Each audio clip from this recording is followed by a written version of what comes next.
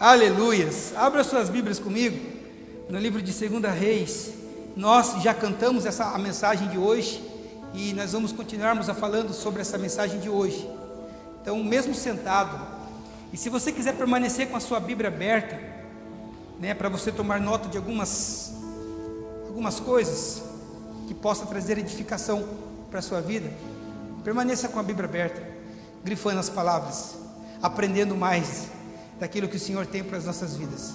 2 Reis, no capítulo 5, a partir do versículo 1, é uma história bastante conhecida, e por ser conhecida, isso me deixa mais confortável um pouco, para que eu possa ministrar sobre essa passagem, porque é uma passagem que você conhece. O livro de 2 Reis é um dos meus livros preferidos, porque fala de um homem que tem um nome lindo, chamado Eliseu. É um bonito nome, né, gente? Nome de profeta, né? Calvo igualzinho o profeta. Aleluias. Poucos substitutos foram tão eficazes quanto Eliseu, porque ele tinha no profeta Elias um modelo a ser seguido. Por isso que ele alcançou tamanha eficácia ao substituir um dos grandes profetas da Bíblia, que é o profeta Elias. E aí eu já quero chamar a tua atenção nesta noite, para que tipo de modelo você tem se espelhado, para que tipo de pessoas você tem buscado uma influência na sua vida. E eu falo isso em todas as áreas, nas áreas espiritual, nas áreas, na área financeira, na área familiar, em quem vocês têm se espelhados. Você já parou para pensar sobre isso? Quem tem trazido influência para a sua vida? Eliseu tinha o profeta Elias, ele tinha no profeta Elias esse exemplo a ser seguido, e ele permaneceu com Elias até o momento, até o final, até o dia da morte de Elias. Ele ficou firme, e ambos os dois, eles tinham um propósito que os dois carregavam, muito forte, que era o que? Eles concentraram os seus esforços na necessidade em ajudar as pessoas, porque o reino de Deus é sobre isso. O reino de Deus não é sobre nós se reunirmos nesse lugar religiosamente, de uma forma que às vezes até foge à nossa naturalidade na presença de Deus. O reino de Deus, Jesus, ele inclina o olhar dele para as pessoas. Ele é amor. Foi falado aqui que Deus é amor, foi cantado aqui.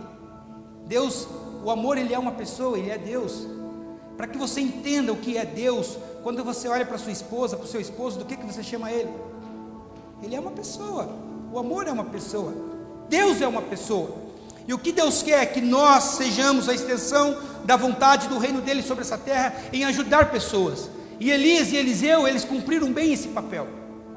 Então nós vamos pegarmos um trecho um pouco da história da vida de Eliseu, não de Eliseu, mas de um outro rapaz também, que foi um homem bondoso, um homem chique. 2 Reis capítulo 5. Quantos encontraram? Digam assim: eu vou morar no céu. Eu vou morar no céu. Vocês estão fera, hein? Até quem não encontrou falou agora. Vamos ler bem pausadamente, para que a gente não perca alguns detalhes que o texto nos traz. E Naamã, chefe do exército do rei da Síria, era um homem diante do seu senhor de muito respeito,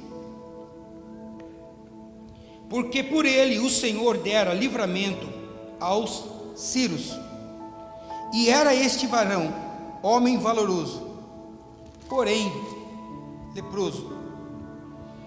E saíram tropas da Síria e da terra de Israel, e levaram preso uma menina, que ficou ao serviço da mulher de Naamã. E disse esta menina à sua senhora: tomara que o meu senhor estivesse diante do profeta, que está em Samaria, ele o restauraria da sua lepra. Então entrou Naamã e o notificou o seu senhor, dizendo: assim falou a menina, que é da terra de Israel.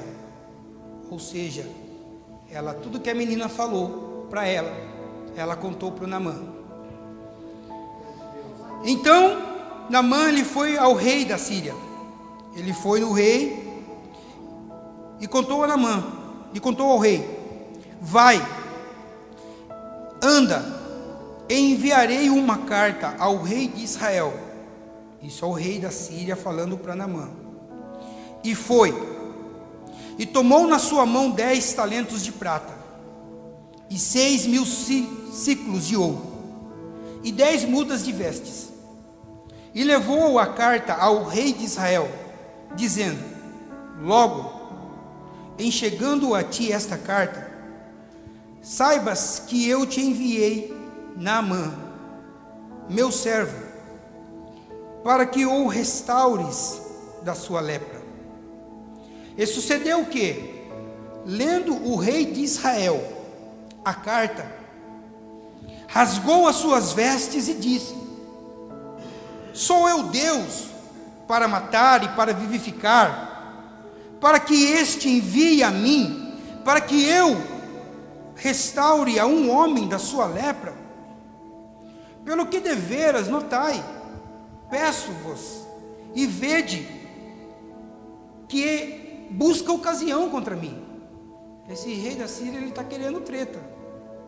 Sucedeu, porém, que, ouvindo Eliseu, o homem de Deus, que o rei de Israel rasgara as suas vestes, mandou dizer ao rei: por que rasgaste as suas vestes? Deixai-o vir a mim, e saberá que há profeta em Israel. Eliseu disse isso para o rei dele, dizendo: por que você fez isso? Deixa que ele venha a mim, e você vai saber que tem profeta em Israel. Não era Naamã que ia saber, era o rei de Israel que ia saber que tem profeta em Israel.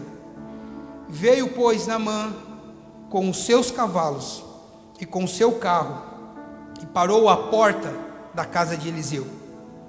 Então Eliseu lhe mandou um mensageiro, dizendo: vai e lava-te 7 vezes no Jordão, e a tua carne te tornarás, e ficarás purificado. Porém Naamã muito se indignou, e se foi, dizendo: eis que dizia comigo.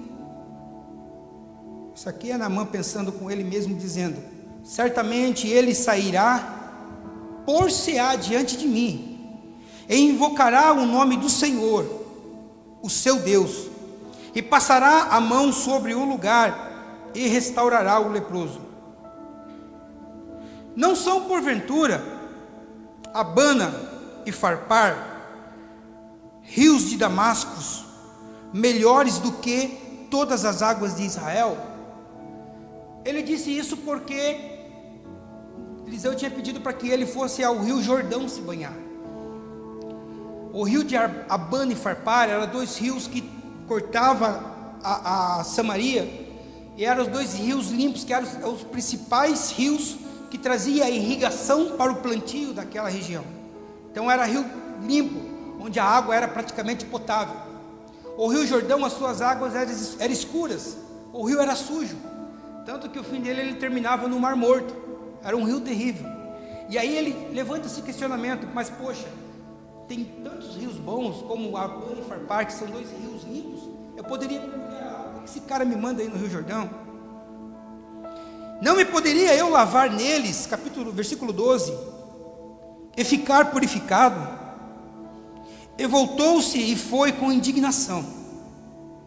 Então chegaram-se a ele os seus servos, e lhe falaram e disseram: meu pai, se o profeta te dissera alguma coisa, ou alguma grande coisa, porventura você não iria fazer? Quanto mais dizendo ele: lava-te e ficarás purificado. Então desceu e mergulhou no Jordão 7 vezes, conforme a palavra. Se você tem caneta, grife isso aí, a palavra. Conforme a palavra do homem de Deus, e a sua carne tornou como carne de um menino, e ficou purificado. Amém. Até aqui. Coloque aí na sua Bíblia aí, ó. Marque essa página para que você possa continuar essa leitura, porque o negócio fica muito punk lá na frente. Muito bom. Até aqui já basta para que nós possamos entendermos um pouco sobre esse texto. O texto que a gente leu, ele é rico em detalhes. Por isso que eu fiz questão de ler bem pausadamente, explicando, porque o escritor ele fez questão de colocar todos os detalhes que abrangem esse texto, este momento da história da vida de Naamã. E quando nós perdemos alguns detalhes, nós deixamos de entender aquilo que muitas vezes Deus quer falar conosco por intermédio de um aprendizado, porque muito se prega esta passagem, e várias pessoas que pregam, tiram muitas lições, que nós podemos aplicarmos na nossa vida no dia a dia. Na verdade, toda a história serve para que nós possamos aprendermos com ela, em todo o contexto histórico, para que nós olhemos os erros dos nossos povos lá no passado, e nós não venhamos cometê-los nesses dias que nós vivemos, para que nós também possamos atentar àquilo que deu certo, aquilo que cumpriu um princípio de Deus, um princípio da palavra, e acarretou uma bênção para aquele povo, para que nós possamos também nos espelharmos, porque a Bíblia ela fala tudo daquilo que Deus fez. Então os contextos históricos muitas vezes da Bíblia servem para que nós possamos tirarmos essas lições, e esta passagem não é diferente. Quando as pessoas ministram sobre ela, muitas lições nós podemos tirarmos dela e trazermos para os nossos dias, trazermos para a nossa vida. Quando nós olhamos toda essa história, nós entendemos que toda essa comitiva, essa grandiosa locomoção, por assim dizer, se deu porque uma menina falou algo à sua senhora, conforme nós lemos essa palavra. E na verdade essa menina, ela foi o quê? Uma chave para tudo isso. E aí eu pergunto para você nessa noite, de que adianta você estar diante de uma grande porta, se você não tem a chave? Como você vai passar ou entrar em uma grande porta que Deus coloca diante de você, se você não tem a chave para que você possa adentrar a esta porta? Então o segredo está nas coisas pequenas. O segredo às vezes está nas pequenas administrações. O segredo está às vezes nas pequenas ofertas que você traz, ou na iniciativa que você tem, que você acha que é pouco para o Senhor, mas o pouco na mão do Senhor, você sabe, é muito. E aí eu chamo a sua atenção nesta noite, para que você não perca os detalhes que Deus tem colocado na sua trajetória, na sua vida, para que você não deixe as coisas pequenas passarem desapercebido, para que você possa se atentar às coisas pequenas, porque quando você voltar o seu olhar para as coisas pequenas, Deus vai te preparar para coisas grandes. Você não recebeu essa palavra? Amém. Por isso que você precisa olhar para as coisas pequenas. Nós estávamos de manhã hoje reunidos, e Deus me trouxe uma frase assim, e eu falei, uau! Porque só pode cuidar de uma grande floresta, Rivael, quem aprende a administrar sementes. Ou seja, aquilo que parece ser pequeno, que Deus colocou na sua mão, aprenda a administrar. Por mais pequeno que pareça ser o seu ministério, diante das pessoas, ou diante daquilo que Deus te proporcionou, comece a exercer, comece a trabalhar. Comece a administrar o louvor que você vem cantar aqui na frente. Comece a ter as oportunidades que é aberta para que você venha aqui trazer um devocional para edificar a vida do seu irmão que está aqui do lado. Sabe de uma coisa? Eu estava ter aprendido muita coisa. Quando a gente atenta, quando a gente começa a ouvir gente pequena, Deus nos prepara para falar para gente grande. Quando você começar a atentar para as coisas pequenas, Deus vai te preparar para que você mova coisas grandes. Aleluia! Pega essa palavra nessa noite. Aleluia! E é interessante que quando nós olhamos para outro contexto, nós vivemos aqui na semana passada dias intensos.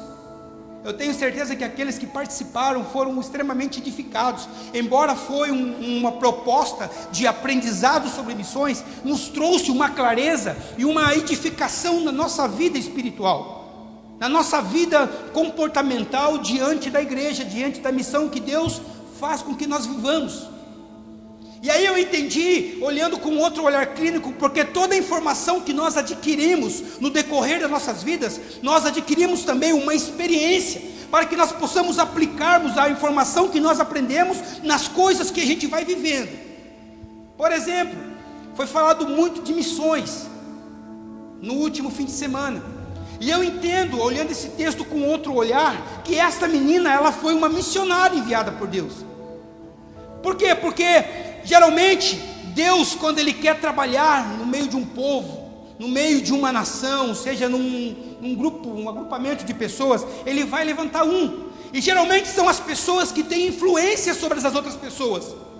Porque quando nós olhamos para o texto de Zaqueu, está lá em capítulo 19, não lembro de qual livro, tem 4 evangelhos aí, tenta a sorte, você tem 4 tentativas. Jesus, ele estava atravessando a cidade de Jericó. Ele não parou para pregar o evangelho em Jericó, ele apenas estava atravessando, mas ele precisava anunciar também o reino naquela cidade. De repente, alguém de muita influência naquela cidade queria conhecer Jesus, queria saber quem era Jesus, e aí essa pessoa sobe numa árvore e fica atento, escondido, para ver Jesus passar. De repente Jesus passa perto, olha, fala: Zaqueu, desce daí que hoje eu vou na sua casa. Porque ele sabia que se Zaqueu fosse evangelizado, pela influência, pelo mau caráter que ele tinha, se houvesse transformação na vida dele, a cidade inteira seria impactada, porque as pessoas iriam olhar e falar: nossa, Zaqueu se converteu? Uau! E ele se converteu de verdade, porque tudo aquilo que ele roubou, ele vai devolver 1, 2, 3, quantas vezes? 4 vezes mais. Você pode imaginar o impacto que trouxe em Jericó com a conversão de Zaqueu, a curiosidade que as pessoas começaram a ter de Jesus, a partir do momento em que Jesus entrou na vida de Zaqueu. Você tem noção do impacto que Deus pode causar na sua vida, se você deixar Ele entrar no teu coração e manifestar a vontade dEle? Aleluias! E aí vai a menina, uma nação, uma menina estrangeira, uma missionária numa terra estrangeira, porque nós sabemos que a nação preferida de Deus era a nação de Israel, ou seja, a Síria. Deus não estava muito aí para a Síria não. Quando Deus fez a promessa a Abraão, Deus falou bem assim: olha, em ti serão benditas todas as famílias da terra. O que Deus estava propriamente dito a Abraão, falando bem assim: olha, você vai ter uma grande, como é que fala? Esqueci. Nossa, é isso aí mesmo, mas eu não sei falar não, falou em línguas ali. A descendência de Abraão tinha uma promessa. Não era porque aquele povo era um povo favorito de Deus, era aquele povo porque Deus queria que aquele povo anunciasse quem era Deus para as nações. Esse era o propósito da nação de Israel. Não era se fechar como a nação se fechou e tornar uma nação, bam, dizendo que nós temos o Deus do nosso lado, vocês que se virem. Não era isso que Deus queria. Deus queria que toda a humanidade fosse abençoada por intermédio da geração de Abraão. Isso não aconteceu. Mas vamos voltar para a Síria. Síria era uma nação que não estava debaixo da orientação de Deus, porém existia um homem lá de grande influência, um general. Vocês têm noção o que é a patente de um general? Numa hierarquia militar, Naamã só estava abaixo do rei, e era uma nação poderosa na época. A Síria era uma nação poderosa na época. Então a importância desse cara, era um cara que era praticamente protegido por guarda-costas, por soldados, era uma pessoa de uma alta patente. Só que ele não era simplesmente uma alta patente. No versículo 1, o que nós lemos?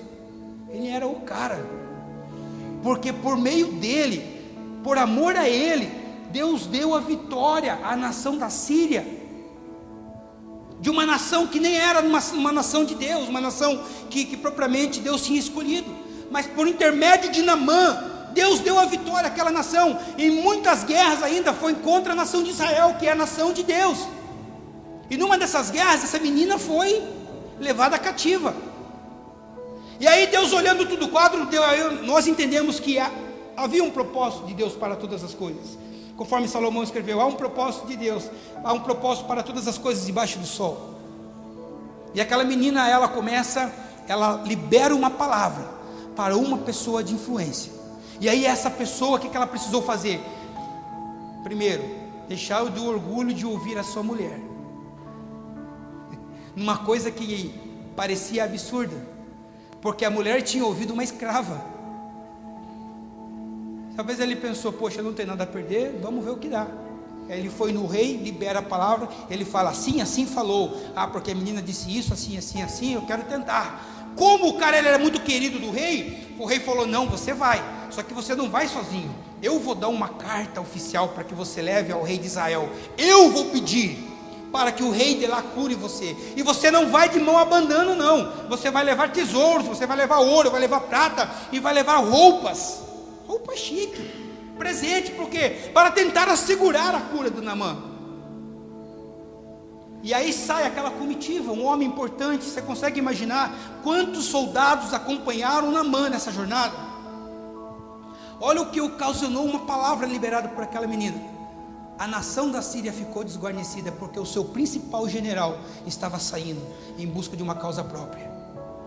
E não sozinho apenas, mas levando soldados, levando pessoas que pudessem transportar a prata. Quem tem uma versão na linguagem de hoje vai saber a quantidade de ouro e a quantidade de prata. Foram carroças que foram levando. Foram dias, foi uma jornada, uma peregrinação até chegar a Israel. Porque, imagine só, depois que Naamã foi curado, a influência, o impacto que teve diante dos seus subordinados, diante do seu subalterno, diante da sua nação. Quando a história se espalhasse que Naamã fora curado por um Deus de Israel. Olha o impacto. E também, olha o impacto que isso trouxe em Israel.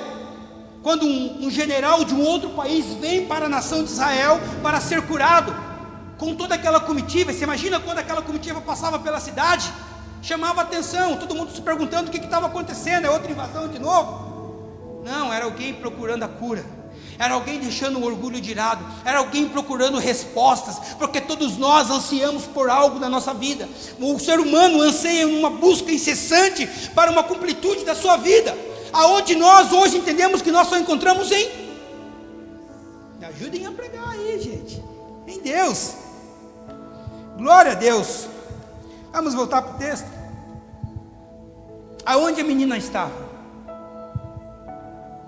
Quando ela falou para Naamã, quando ela conversou com a mulher de Naamã, na casa, vocês leram o texto comigo, por isso devagar. Ela estava na casa de Naamã. Você entende que ela estava na casa de um leproso e não pegou lepra? Mas você entende que a graça dela pegou Naamã? Não é um ambiente que tende a influenciar a sua vida.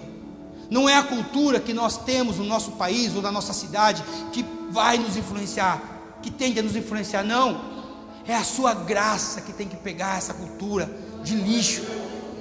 Hoje eu vi um vídeo que eu fiquei enojado, no desfile que estava tendo. Eu vi só um pedaço, não consegui ver. Era lá um negócio de Iemanjá, de Sete Saias, alguma coisa assim do tipo. As pessoas claramente possuídas, desfilando. Claramente você via, e ninguém sabendo o que estava acontecendo. Você imagina no mundo espiritual o que estava acontecendo no ambiente daquele? Assim como nós se reunimos, conforme Paulo escreveu, dizendo que quando a igreja se reúne, uns têm louvor, outros têm palavra, outros têm profecia, e há um mover simultâneo do Espírito, há um mover celestial. Assim como nós reunimos para cultuar a Deus, e há a manifestação do Espírito Santo em nossas vidas, quando as pessoas que servem também a Satanás se reúnem, os lugares também se tornam lugares terríveis. E aí eu chamo a sua atenção para estes propósito nessa noite. Não é o ambiente do seu trabalho que tende a influenciar você, não é o seu ambiente da escola que tende a influenciar você, não é o seu ambiente no círculo de amizade, de relacionamento que tende a influenciar a sua vida. É você que precisa fazer a diferença nesses ambientes. Aleluias. É você que precisa trazer luz à escuridão, porque nós estamos chamados para sermos a luz do mundo, o sal da terra. Você foi chamado para isso. E Deus te capacitou para isso. A partir do momento em que você levantou as suas mãos para aceitar Jesus, o Espírito Santo veio morar dentro de você. Aleluias. Glória seja dada ao nome do Senhor Jesus. A menina, ela não cura Naamã, ela leva Naamã ao caminho da cura. Ela mostra Naamã o caminho. Ela foi apenas um indicativo. E aí eu falo na questão de você influenciar pessoas. De repente você não é o caminho, mas você conhece o caminho. Você não é o caminho, mas você pode apontar o caminho e dizer: o caminho é lá, ó. É a cruz. Porque você hoje tem um conhecimento das palavras que ele disse: eu sou o caminho, eu sou a verdade, eu sou, e ninguém vai ao Pai se não for por Jesus. Aleluias. Glória seja dada ao nome do Senhor. Talvez você não conheça ou batiza, você não batiza, talvez você não tenha o poder de batizar, mas você conhece aquele que batiza com o Espírito Santo. Talvez você não seja o Salvador, mas você conhece aquele que salva. Nós somos chamados para apontar o caminho. Todas as nossas ações têm que apontar para Cristo. Tudo aquilo que eu falo, tudo aquilo que eu prego nesse altar, tem que apontar para Cristo. Se não apontar para Cristo, algo está errado. Por isso que eu sempre falo: analise tudo aquilo que é falado, tudo aquilo que é pregado. Não tome muitas vezes como verdade, mas procura conhecer. Conheçamos e prossigamos. Conhecer o quê? Nós estamos tornando uma igreja firmados na palavra, e é isso que eu tenho buscado, não só para aqueles que me acompanham de perto, mas para que toda a igreja possa despertar para esse tempo da palavra. Aleluias. No versículo 6, nós vemos claramente, se você está com a sua Bíblia aberta ainda, quem está com a Bíblia aberta, diga amém, só para eu saber. Gente, vocês estão com a Bíblia aberta? Vocês não mentiram para mim não, vocês estão dentro da igreja, gente. Você vê o rei Ciro, da Síria. Você vê que esse rei, ele tem mais fé que o rei de Israel. Ele já enviou uma carta, Wagner, dizendo: estou enviando Naamã, para quê? Para que você cure. O cara estava com fé que o Naamã ia ser curado. Se vire, dá os seus pulos, eu sei que isso vai acontecer, então eu estou enviando a você Naamã, para que você o cure. A convicção da fé dele era tão grande que Naamã ia voltar curado, que o outro rei ficou apavorado. E aí me fez pensar e refletir um pouco sobre o chamado que nós temos quando nós cumprimos o propósito do reino de Deus. Quando Deus nos chamou, Mateus 10, se eu não me engano, se não me falha a memória, Mateus 10, 7, que diz assim, quando Jesus estava pregando, ele fala: viu, anuncie que é chegado o reino de Deus. Uma das mensagens mais lindas de Jesus, poderosas, não que as outras não sejam, mas essa, ele fala: olha, ide anunciai que é chegado o reino de Deus. Nós temos essa missão hoje, de trazer e anunciar o reino por intermédio daquilo que nós fazemos, por intermédio da maneira que nós nos comportamos. Quando Jesus fala isso para as pessoas, ele coloca mais um complemento: vai, anuncie que é chegado o reino de Deus. E ele dá uma ordenança dizendo assim: olha, cure os enfermos. Ai Deus, aí fica difícil, né? Jesus não falou: vai lá e ore e faça jejum, vai lá e se consagre e ore para que seja curado. Não, Jesus falou: viu, anuncie que é chegado o reino, vai lá e cure os enfermos. E aí ele leva para um nível que foge à nossa concepção. Apenas não cure os enfermos, mas vai, anuncie o reino, que é chegado o reino, cure os enfermos, ressuscite os mortos. Gente, olha o poder que você carrega. Expulse os demônios. Jesus estava ordenando. Jesus nos chamou para esse propósito. Só que às vezes, a gente preso dentro da nossa caixinha de religiosidade, a gente quer servir apenas os que estão na igreja. A gente quer servir apenas os domésticos na fé, quando o propósito de Deus vai além da nossa organização, além das Sagradas Missões. Jesus não fala: cure aqueles que estão próximos.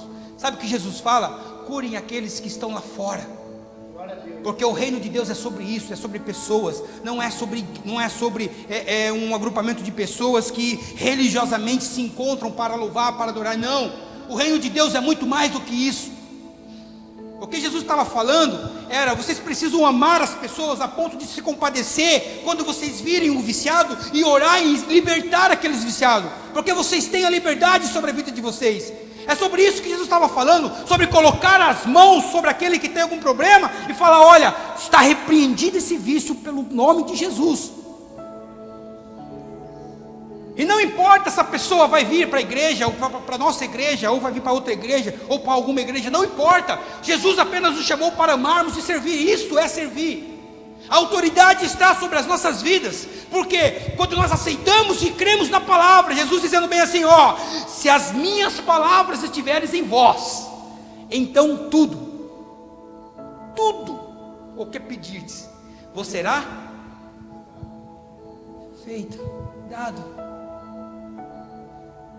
Tudo que você pedir, se vós estiverdes em mim, as minhas palavras estiverdes em vós, o meu nome tem o poder para trazer à existência aquilo que não existe. Aleluias. Quando Jorão, Jorão era o rei, no contexto histórico, que estava governando Israel, soube da carta, leu a carta. Nos contextos bíblicos, somente em 2 ocasiões na cultura, as pessoas rasgavam as suas vestes. Você já deve ter lido algum texto em que as pessoas rasgavam suas vestes, né? Ou oravam, ou choravam, ou gritavam, ou era num contexto de tristeza profunda, a ponto de rasgar as vestes, ou quando eles estavam com muita raiva, aí eles rasgavam as vestes também.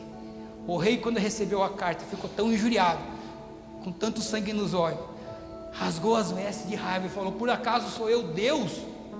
Você acha que eu tenho o poder de curar? Você acha que eu tenho o poder de ressuscitar?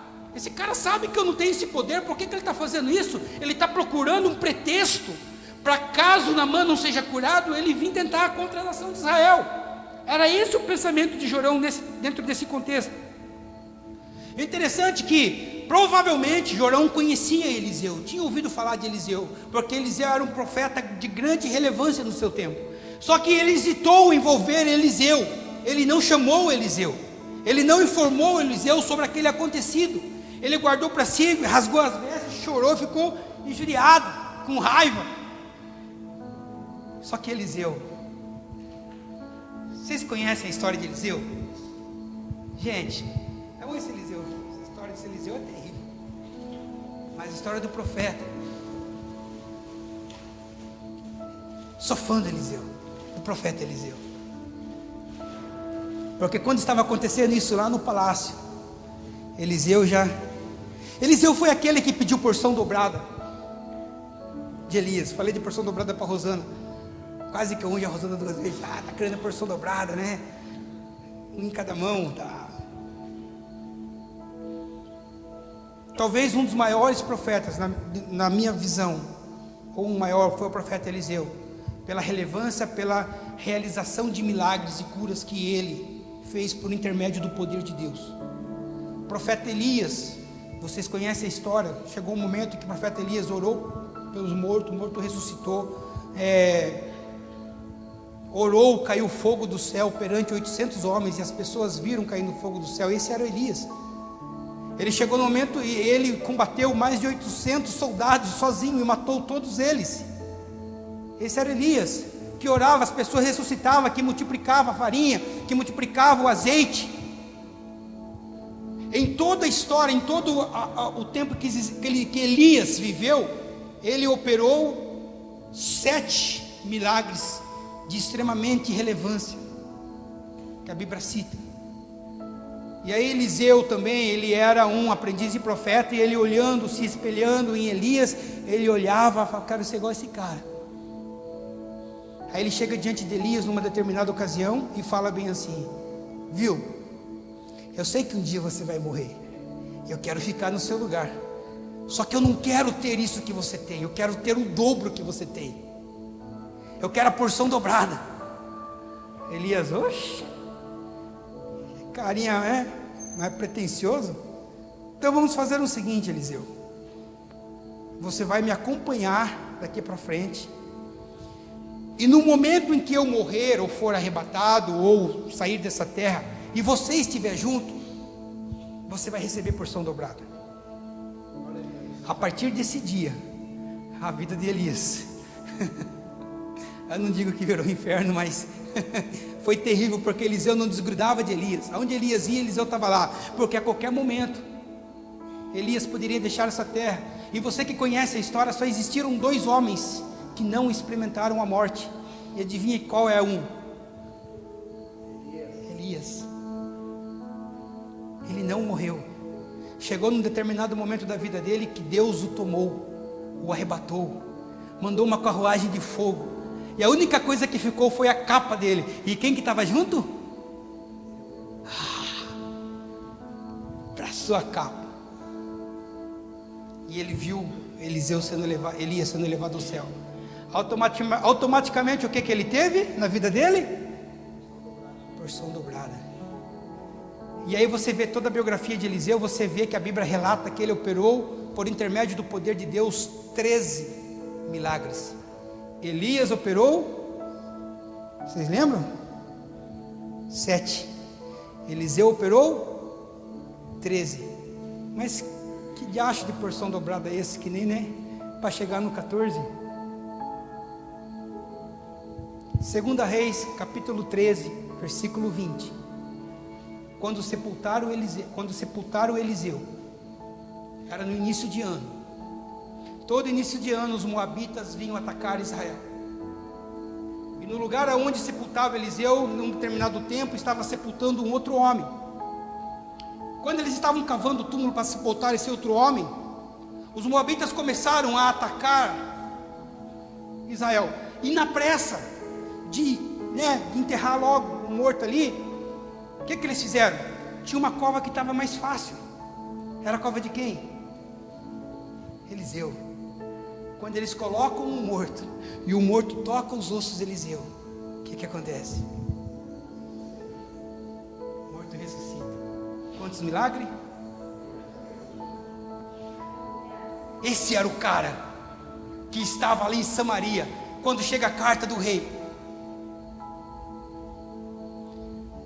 E ele tendo discernimento. Gente, se vocês lerem esse texto, você vai ver o que Eliseu fez. Eu acredito que ele fez a mesma coisa, Rivael.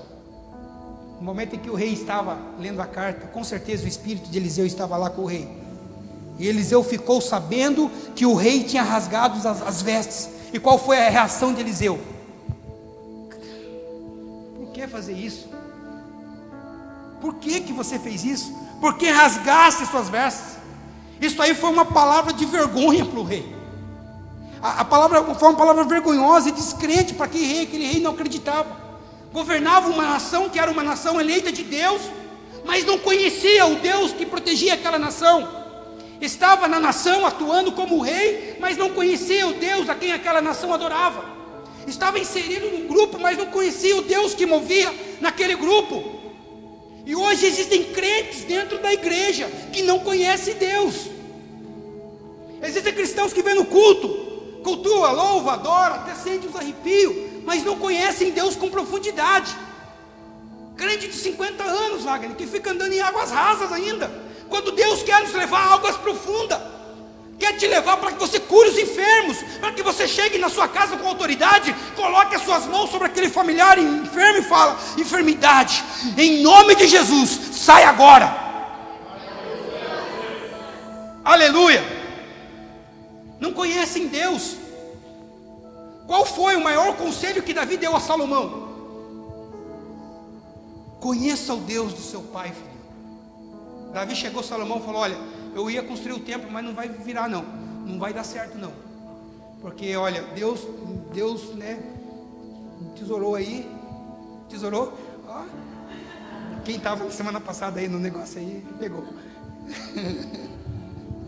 Quem estava aí na conferência de missões aí, Deus não deixou que eu construísse não, então você vai construir. Só que eu quero, Salomão, que você conheça o Deus do seu pai, para que você vá bem. E nós hoje, nós precisamos conhecermos esse Deus. Você precisa conhecer Deus. Não é apenas estar na igreja, sentir, né, um ambiente gostoso. Oh, que delícia estar na igreja. Irmãos, quando a gente está aqui, às vezes a gente não quer sair. Mas quando a gente está lá fora, a gente não quer vir. Ou instabilidade terrível que nós temos, não é? Por quê? Porque nós não conhecemos Deus na sua profundidade, na sua plenitude. Embora nós não vamos conhecermos nessa vida, mas um dia Ele vai se revelar a nós de uma forma clara, dizendo quem Ele é. Um dia nós moraremos com Ele, e um dia nós conversaremos com Ele, nós aprenderemos diretamente com Ele. Não vai ter intermediário para começar a pregar, anunciar. Ele vai vir e vai falar: filho, é assim que faz, é assim que você age. Nós precisamos conhecermos Deus. Esse rei, ele não conhecia Deus. Aleluias. Eliseu fala para o cara aí na porta: Jorão, manda esse cara vir aqui, que você, Jorão, vai saber que tem profeta aqui. Aleluias. Às vezes nós não nos damos conta dos profetas que Deus tem levantado em nosso meio, Padre. Neste lugar tem profetas, você crê nisso? Aleluias. Você precisa se relacionar mais com Deus para que isso se torne claro na sua vida. E lá vai a comitiva de Naamã, com os seus carros, com os seus ouros, com suas vestes, à casa de Eliseu, na expectativa: eu vou tomar um café com esse cara hoje, eu vou sentar à mesa, nós vamos trocar uma ideia. Ele vai orar, vai invocar o Deus dele, vai colocar a mão. Eu li esse texto quase que a minha vida inteira, e nessa semana que eu descobri um detalhe que eu não tinha percebido. Naamã, ele não era coberto por lepra, ele tinha apenas uma parte, uma região do corpo que estava dominado pela lepra. Se você ler o texto, você vai ver isso. Eu não tinha percebido isso até essa semana. Era apenas uma região. Provavelmente deveria estar no começo, né, da doença. Provavelmente estava começando a desenvolver. Estava no começo de um diagnóstico. E as esperanças talvez de Naamã não eram boas. Talvez você está aqui hoje, você recebeu algum diagnóstico que te deixou triste. Talvez é uma enfermidade, talvez é um problema, talvez é algo que esteja passando no seu trabalho, talvez é uma luta, uma batalha espiritual que você está passando, mas está no início.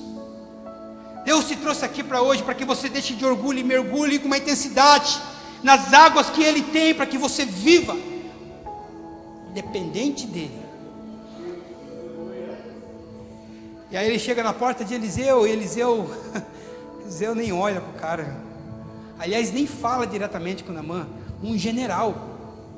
Gente, pensa nós no Brasil que recebeu um general aí, sei lá, vamos falar dos Estados Unidos, né? Que era a maior potência, a Síria era a maior potência daquele tempo. É como se o general, aquele que está abaixo somente do presidente dos Estados Unidos, viesse na sua casa para conversar com você. O que Eliseu faz? Chama o servo dele, Geazi, vai lá e fala para aquele cara lá pular 7 vezes no Rio Jordão, lá ele vai ser curado. Beleza? Beleza. E aí vai lá Geazi, dá um grito: ei, Eliseu falou isso, assim, para que você, né? Aí às vezes quando nós olhamos nesse texto, pareceu até uma atitude grosseira de Eliseu. Mas que poxa, o cara não vai. Vocês estão cansados, igreja? Quem está cansado, diga amém. Quem quer saber o final da história, diga amém. Vocês estão muito curiosos. Vocês têm que ler a Bíblia, está na Bíblia.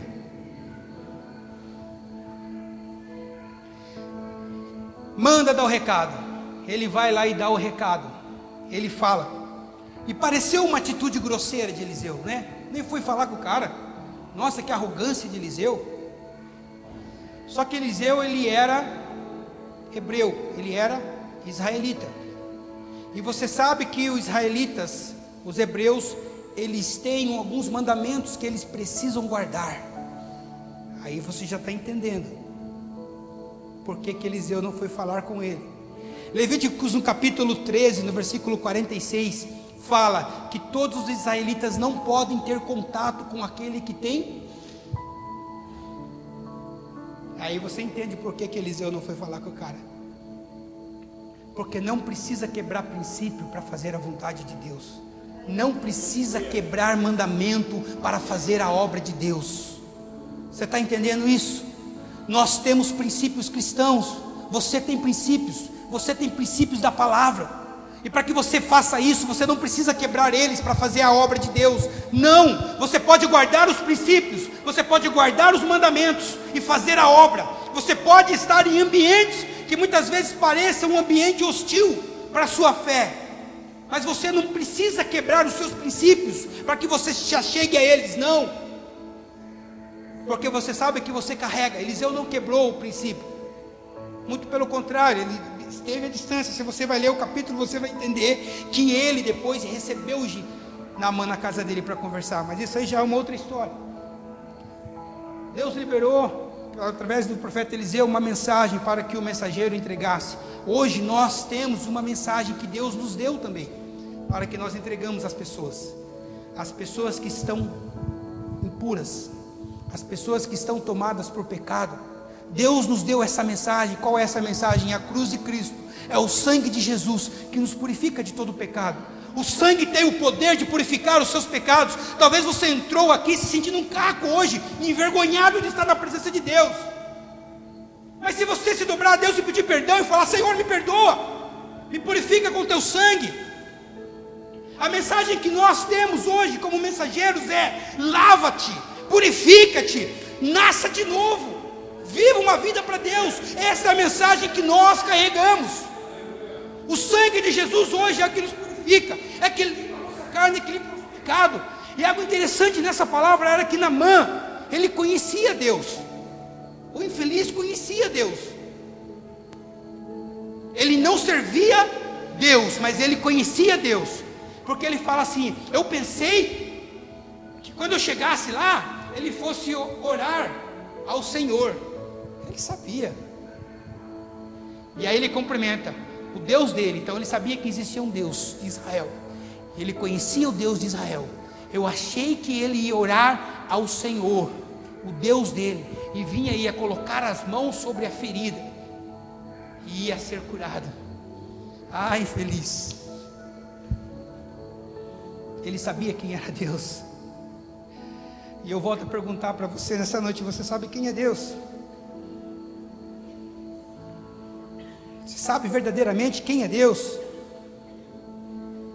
Porque não adianta nada nós sabermos quem é Deus e não confessarmos Deus. Nós podemos sabermos quem é Deus e guardarmos esse conhecimento para nós e não confessar publicamente sobre as coisas que Ele tem feito interiormente na minha vida. Isso é confessar Deus. Nós precisamos confessarmos Ele muito mais. Interessante é que Naamã, ele teve que se submeter, quebrar o orgulho dele, aos comandos de Eliseu, para ser curado. E aí eu pedi para que você observasse aquela palavrinha lá. Palavra é o que nós temos pregado. Veja, Eliseu liberou uma palavra. Tem um pastor que fala assim: o poder não está no grito, o poder está na palavra. Irmãos, a palavra de Deus é poderosa. A palavra de Deus, ela é viva e eficaz. Tanto que os servos que estavam com Naamã, eles não se concentraram na aparente arrogância de Eliseu, mas eles se concentraram naquilo que Eliseu falou. E depois eles chegaram diante de Naamã, ignoraram o que pareceu ali ser um insulto por parte de Eliseu, e chegaram em Naamã e falaram. Eles precisaram convencer Naamã, gente. Às vezes a gente na igreja precisa convencer crente velho do poder da palavra. Às vezes você, no seu círculo de relacionamento cristão, você precisa convencer as pessoas de quem Deus é. Ah, gente do céu, um desgaste de energia terrível isso. Enquanto a gente poderia estar pregando a palavra, anunciando o evangelho, a gente tem que ficar gastando tempo para convencer as pessoas, dizendo: Andressa, Deus cura. Será que cura mesmo? Cura mesmo, Deus falou. A palavra diz que Deus cura. Deus curou um monte, Deus cura. Ah, eu não sei não, Deus cura. Tenha fé, Deus cura. Vamos orar para ver. ficar convencendo. Aí os servos de Naamã começam a convencer, viu? Porventura, se ele pedisse alguma coisa mais difícil, porque às vezes quando nos é liberado uma palavra de bênção, até mesmo de prosperidade, seja de cura ou até repreensão, nós achamos que nós vamos ter que cumprir um ritual, que o nosso Deus é um Deus sádico, que precisa judiar de alguma forma, que é sacrifício, que você se ajoelha no feijão, no milho, orar. Deus não quer isso, Deus quer apenas, esse vocês sabem, obediência. Glória a Deus, porque olha, por vocês dá para continuar pregando, que vocês estão pregando comigo aqui, ó. Deus quer obediência. A palavra dele é poderosa. Até que enfim, os caras conseguiram convencer Naamã. É só isso, Naamã. É só você pular 7 vezes lá, já era. Qualquer coisa, se ele pedisse riqueza, se ele pedisse para você fazer aí, pagar aí 50 fricção, você ia fazer para ser curado. Se você pedisse para fazer, 100 barra aí, você ia fazer para ser curado. Correr, 200 metros, sei lá. Você ia fazer para receber a cura. O que ele está pedindo? 7 pulinhos ali, ó. Pulou, saiu. Pulou, saiu. Há um mistério sobre 7, sobre o número 7 na Bíblia.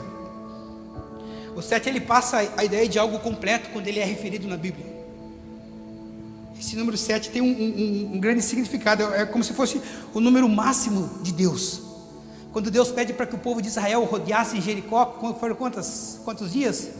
7 dias. No último dia ele pediu para que o povo desse quantas voltas? 7 voltas. Quando Pedro teve um diálogo com Jesus, pergunta sobre a questão de perdoar 7 vezes, Jesus fala, não, é 70 vezes. 7 é poderoso, né? Na primeira multiplicação de pão, tinha 5 pães e 2 peixinhos. É o número máximo. Na segunda multiplicação do pão, tinha quantos pães? Quero ver se vocês sabem. Está fácil essa. Vocês não sabem? 7. Na primeira multiplicação tinha 5 pães e 2 peixinhos, somava 7. Na segunda multiplicação, é onde ele alimentou 4.000 homens, tinha 7 pães. Adivinha quantos cestos sobraram?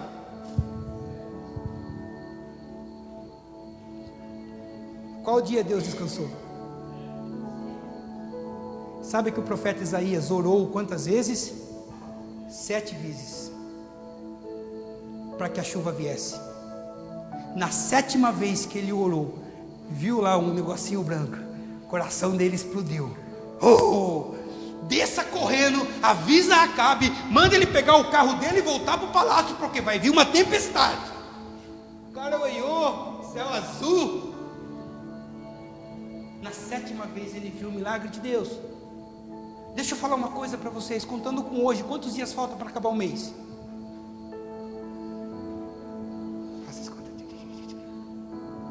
7 dias para acabar esse mês. Talvez o que Deus tem para fazer na sua vida, talvez a mudança na sua história pode acontecer ainda esse mês. Aleluia! Se você der a legalidade para que a transformação aconteça, Ele vai trabalhar na sua vida. 7 vezes Naamã mergulhou, também, óbvio. Mas ele entendeu que ele não foi curado pela água, mas ele foi curado pela palavra. Porque ele creu na palavra, embora ele precisou ser convencido, uma palavra foi liberada. Aleluias. Hoje, nós vivemos nos dias de hoje, uma lepra no mundo espiritual, que é o pecado que tem afligido muitas pessoas. Nós precisamos sermos constantemente purificados, mas Deus já providenciou também essa purificação através do sangue de Cristo. João 15, versículo 3 diz bem assim: vós estão limpos pela... O sangue de Jesus tem o poder, a palavra tem o poder. Vós estáis limpos pela palavra. Ouvi, Senhor, a tua palavra. Como pode purificar o homem? Como pode purificar o jovem o seu coração? É apenas ouvindo a tua lâmpada para os meus pés e luz para o meu caminho. É a tua. Essa igreja tem que ficar firmada na palavra. Vocês precisam entender o poder da palavra. E se Ele fez uma promessa na sua vida, seja ela de cura ou do que for, saiba de uma coisa: Mateus escreveu assim: passa os céus e a terra, mas as minhas não vai passar. Tem promessa de cura na sua vida? Aleluias. Deixa eu te contar uma coisa para nós encerrarmos aqui. Mesmo curado, ele ficou indignado. Na 7ª vez ele levantou, foi curado. Sabe por quê? Porque pareceu muito simples, sabe? Ele esperava uma cura heróica, algo miraculoso, que chamasse a atenção. Ficou frustrado, deu 7 pulinhos, saiu curado, né? Ele não queria aceitar uma cura simples, por intermédio apenas da fé. A fé, ela vem pelo ouvir e ouvir. E a fé que faz nós alcançarmos coisas de Deus. Irmãos, é obediência e fé. Ele teve dificuldade de entender que é na simplicidade, na fé que Deus trabalha. Não é por sacrifício, não é por maratonas de campanha. Embora isso seja bom, eu gosto disso, mas não é por isso, é por intermédio da fé. A fé é um dom gratuito de Deus. E isso não vem de vós. Ele é dom de Deus. Paulo escreveu isso. Aleluia, glória a Deus. Ele teve essa dificuldade de entender que era simples a forma que Deus. Irmãos, não precisa de firula para você alcançar aquilo que você está querendo. Não precisa, né? É edificante nós fazermos campanha. Eu gosto de campanha. Falar nisso, nós vamos começar uma campanha aqui, ó, mês que vem. Pensa no negócio de louco. Vocês lembram que eu falei que ia fazer uma campanha de portas fechadas? Não vou fazer campanha de porta aberta, vou fazer campanha de portas fechadas. Aleluia. Você vai ver o que Deus vai fazer, porque os maiores milagres de Deus na Bíblia aconteceram de portas fechadas.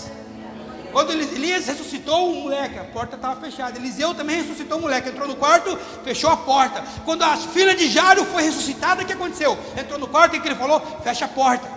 Mateus 6,6, o que diz a palavra? Não precisa nem falar, porque isso vocês sabem.